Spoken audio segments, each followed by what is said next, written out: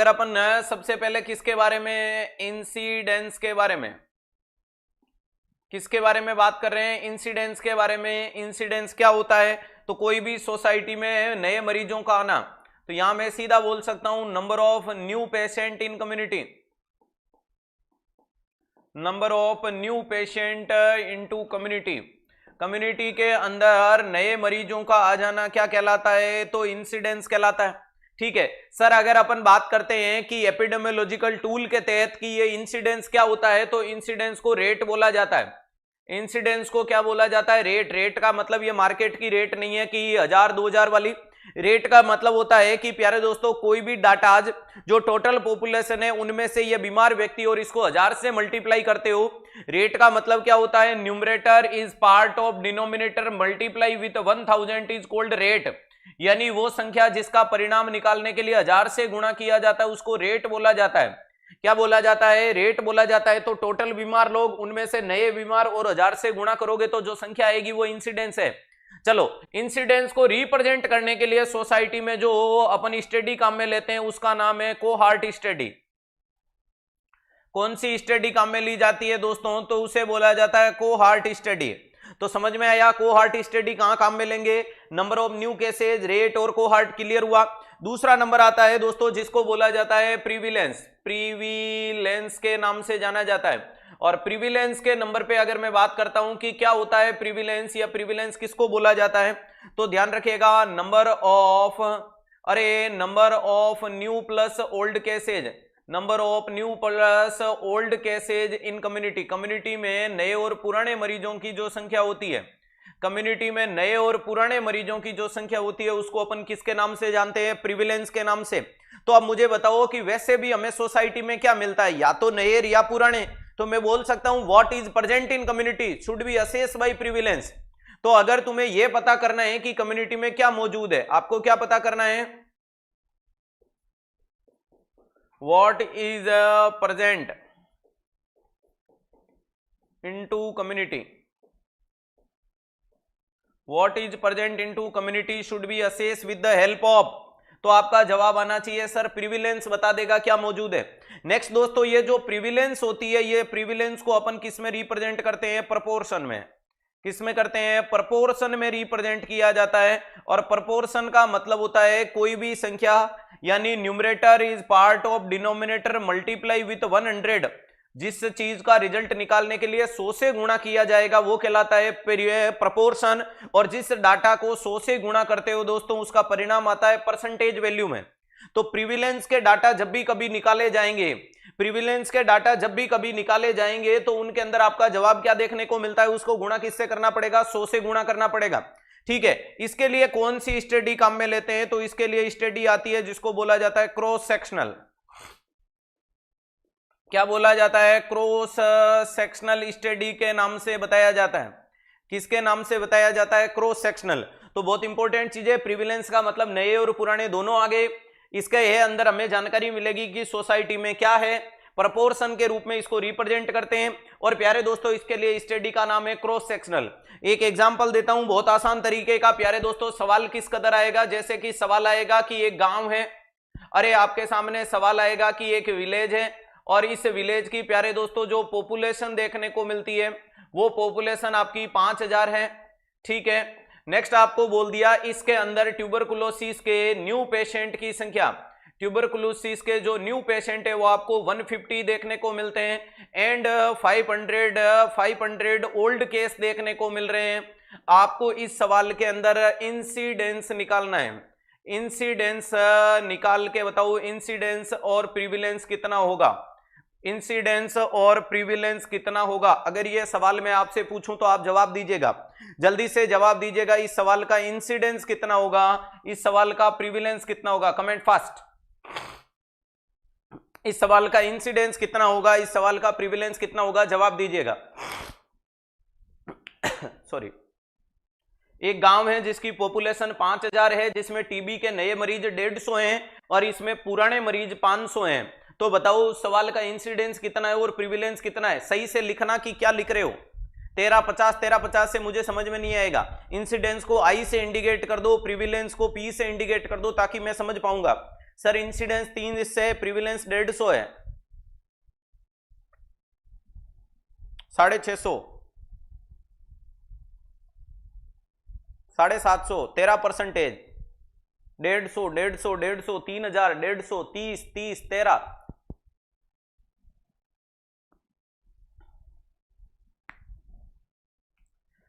चलो आप लोगों के रंग बिरंगे जवाब आ रहे हैं, बहुत आसान तरीके से बताऊं तो दोस्तों, अगर इंसिडेंस निकालना है तो फॉर्मूला क्या है, numerator upon denominator multiply with 1000। जी हाँ सर। और प्रिविलेंस को निकालने का फॉर्मूला होता है प्रोपोर्शन, प्रमोशन बोले तो numerator upon denominator multiply with 100। क्या ये बात सही है? हाँ। इंसिडेंस में सिर्फ क्या होते हैं, नए मरीज। नए मरीज कितने हैं? 150। तो ये लीजिएगा 150। 150 किसका हिस्सा है? सर ये 150 इसी 5000 का ही तो हिस्सा है, तो ये लो 5000। और गुणा करना है दोस्तों, तो सर गुणा करना है 1000 से, कर दो, काट दो, 1 2 3, 1 2 3।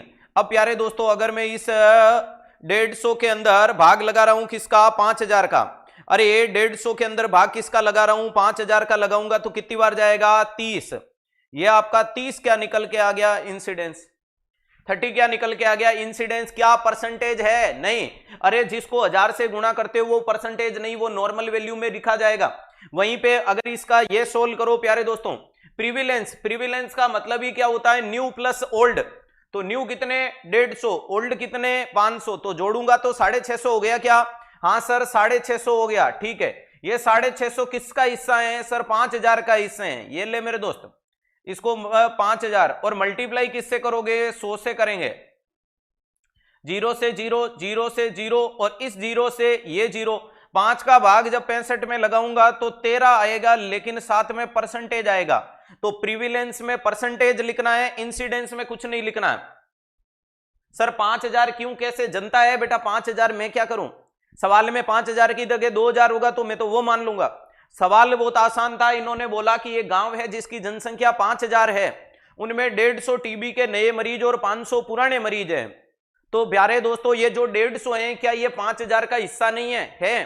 अरे ये 500 इसका हिस्सा नहीं है? है। मैं एग्जांपल के लिए बोलूं कि मेरे गांव की पब्लिक 2000 है, उनमें से 30 टीचर हैं। कितने हैं? 30 टीचर हैं। और मैं बोल सकता हूं जिसमें 10 नए टीचर हैं, 20 पुराने टीचर हैं। तो आप आराम से इंसिडेंस प्रिविलेंस नहीं निकाल सकते? आराम से निकाल सकते हो। तो चिंतित और विचलित नहीं हो, एक दो सवाल सोल्व करोगे तो ये चीज क्लियर हो जाती है कि इंसिडेंस क्या है, प्रिविलेंस क्या है। एग्जामिनर बहुत अच्छे तरीके से इंसिडेंस और प्रिविलेंस के ऊपर सवाल आपसे पूछता रहता है। क्लियर है? लगे हाथ में आपके यहीं पे एक वर्ड बता देता हूं जिसको बोला जाता है सर्विलांस। प्यारे दोस्तों सर्विलेंस का मतलब क्या होता है? तो सर्विलेंस एक जुड़ा हुआ वर्ड है जिसका मतलब होता है सर्वे।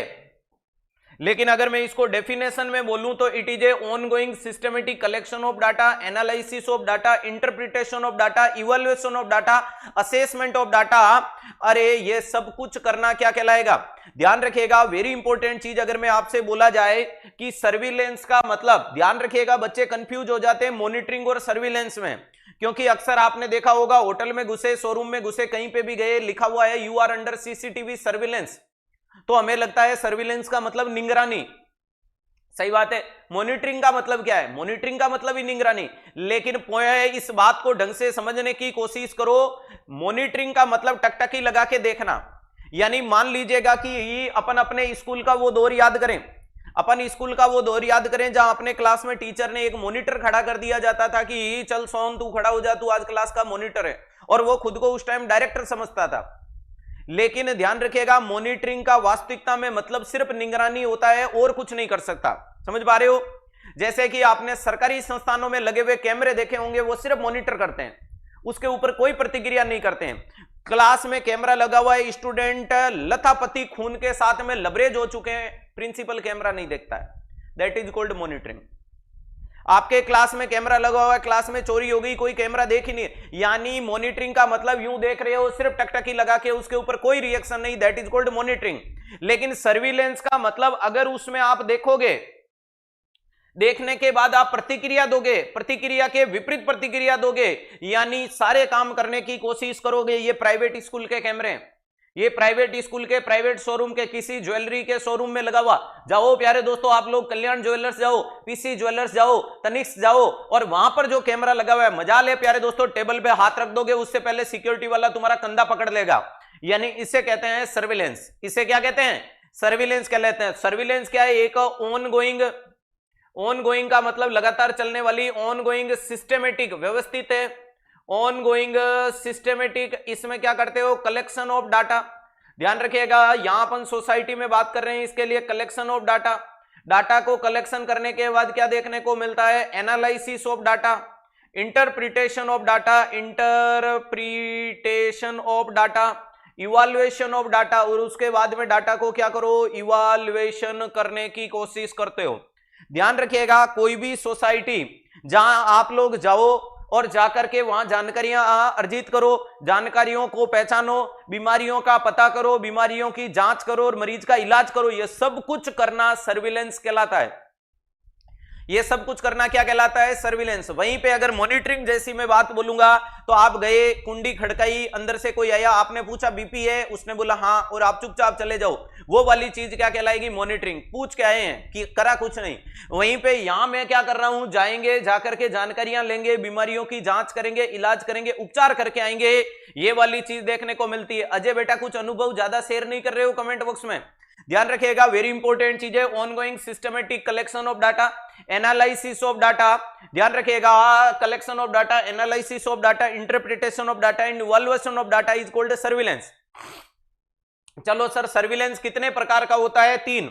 एक होता है एक्टिव, एक होता है पैसिव, एक होता है सेंटिनल। एक का नाम है एक्टिव, दूसरे का नाम क्या देखने को मिलता है? पैसिव, और तीसरे का नाम क्या देखने को मिलता है? तो याद रखिएगा, सेंटिनल सर्विलेंस। प्यारे दोस्तों, एक्टिव में पता चल रहा है कि हेल्थ केयर प्रोवाइडर बहुत एक्टिव है। ध्यान रखिएगा, एक्टिव में हेल्थ केयर प्रोवाइडर बहुत एक्टिव है। यानी मान लीजिएगा कि ये जो हेल्थ केयर प्रोवाइडर है, ये हॉस्पिटल से मरीज के घर पे जा रहा है। ये कहां जा रहा है? ये मरीज के घर पे जा रहा है, पेशेंट के पास जाता है। मान लीजिएगा गया, आपके कुंडी खड़काई, कुंडी खड़का के पूछा मलेरिया है, उसने बोला मलेरिया तो नहीं, आपने बोला बुखार है, उसने बोला हाँ। वहीं पे स्लाइड ली, वहीं पे जांच की, वहीं पे मलेरिया डायग्नोस किया, वहीं पे क्यूनिन की गोलियां दी, वहीं पे बचाव बताया और वापस आ गए। That is called active surveillance. समझ पा रहे हो? एक्टिव का मतलब आप लोग एक्टिवली पार्टिसिपेट कर रहे हो, आप लोग एक्टिवली, आप गए थे, जाके जानकारियां ली, जानकारियां पता की, मरीज की जांच इलाज किया और इलाज का उपचार करके आ गए। ये चीज कहलाती है एक्टिव सर्विलेंस। हमें तो डाटा तो मिल ही गया। हाँ, दूसरे नंबर पे लिखा है पैसिव। इस बार प्यारे दोस्तों डॉक्टर नहीं जाएगा, बल्कि कौन जाएगा? पेशेंट होगा। वो पेशेंट एक्टिवली पार्टिसिपेट करेगा, और पेशेंट कहां जाएगा? हॉस्पिटल जाएगा। इस बार पेशेंट कहां जा रहा है? सर पेशेंट हॉस्पिटल आ रहा है, और पेशेंट हॉस्पिटल में आया और उसने बोला बदन दर्द है, सर दर्द है, बुखार है, जुकाम है। आपने बोला 3 नंबर कमरे में जांच करा ले, जांच करवा ली, इलाज दे दिया और घर भेज दिया। तो क्या आप एक्टिव थे? नहीं सर, हम तो एक्टिव नहीं थे, और हम एक्टिव नहीं है उसको बोलते हैं पैसिव। पेशेंट हॉस्पिटल में आता है उसको कहते हैं पैसिव। That's clear. और लास्ट बट नॉट लीस्ट, जिसका नाम है सेंटिनल। सोसाइटी में हिडन केसेज को ढूंढना, छुपे हुए मरीजों को ढूंढ ढूंढ के लाना क्या कहलाता है? सेंटिनल। तो सोसाइटी में हिडन केसेज को ढूंढना, हिडन केस को आइडेंटिफाई करने का मतलब जान लीजिएगा। मैं बोल दूं, तुम्हें बताओ तुम्हारी सोसाइटी में कितने लोगों को एचआईवी है? अरे बताओ कि तुम्हारी सोसाइटी में कितने लोगों को एचआईवी है, ये वाली जानकारियां क्या कहलाएगी? तो सर इस जानकारी को सेंटिनल सर्विलेंस कहते हैं। अब हिडन को ढूंढने जाओगे, छुपे हुए को, मान लीजिएगा मुझे एचआईवी ढूंढना है, मैं आपके घर पे आया, आपकी बीपी चेक की, तो मुझे पता चला आपको तो बीपी है, तो छुपा हुआ मरीज मिल गया। मैं एचआईवी ढूंढ रहा था, आप बीच में ही बीपी के पेशेंट, आपने बोला मुझे तो बीपी नहीं है, मैंने बोला है आपको। अरे जब पुराने छुपे हुए मरीजों को ढूंढने जाते हो तो आपको नए भी मिलते हैं और ओल्ड भी मिलते हैं। अगर आपसे पूछा जाता है कि छुपे हुए लोगों को ढूंढने जाते हो तो नए भी मिल जाते हैं और पुराने भी मिल जाते हैं, यानी पुराना मरीज था बीपी का, वो भी पहचान में आया, ये भी आया। तो sentinel surveillance also helpful for assessment of the new and old patient. अरे ये नए और पुराने दोनों को खोजने में भी पूरी मदद करता है। समझ में आ गया? तो ये सर्विलेंस वाली चीज है, एक्टिव है, पैसिव है, सेंटिनल है। Health care provide patient, patient hospital और हिडन केस को आइडेंटिफाई। यहां तक कोई बड़ी तकलीफ वाली बात है क्या? नहीं है। बोलो बांके बिहारी लाल की जय। रटने वाले रटते रह जाएंगे, पढ़ने वाले मैदान जीत के दिखाएंगे। अब एक बच्चा बोल रहा है कि सर इस प्रिविलेंस में और बता दो, तो याद रखिएगा एक होता है जिसको बोला जाता है पीरियड प्रिविलेंस और एक होता है जिसको बोला जाता है पॉइंट प्रिविलेंस। तो प्यारे दोस्तों, जब कोई स्पेसिफिक पॉइंट डिनोट किया जाए, स्पेसिफिक पॉइंट डिनोट किया जाए कि उस समय से काउंट करो और किसको करो, नए प्लस ओल्ड को करो, तो वो कहलाता है पॉइंट। और कोई स्पेसिफिक पीरियड का जिक्र किया जाए, अरे ध्यान रखिएगा, स्पेसिफिक ध्यान रखिएगा, स्पेसिफिक पीरियड का जिक्र किया जाए, पीरियड का मतलब बोले तो टाइम ड्यूरेशन का, कि जनवरी में चेक करना, फरवरी में चेक करना, सर्दी में, बरसात में, अरे फूलों के मौसम में, फागुन के महीने में, अरे ध्यान रखिएगा होगा या नहीं होगा। हाँ, अरे जब ना संघर्ष ना तकलीफ तो क्या खाक मजा है जीने में, समझ पा रहे हो ना। तो यहां ये बोल रहा है कि जीने में मजा नहीं आए तो भैया जी फागुन के महीने में चले जाना, फागुन के महीने में नहीं आए तो सावन की फुलवारी में चले जाना, सावन में नहीं आए तो बरसात के महीने में आना, पतझड़ पंछी बन उड़ जाना, अरे ध्यान रखिएगा, लेकिन परदेसी जाना नहीं। तो कोई पीरियड का जिक्र करे और पीरियड के साथ में बोले कि नए और पुराने, तो यह कहलाएगा पीरियड प्रिविलेंस। जब कोई टाइम का जिक्र करे तो उसे क्या बोला जाता है, तो ध्यान रखिएगा, उसे बोलते हैं पॉइंट।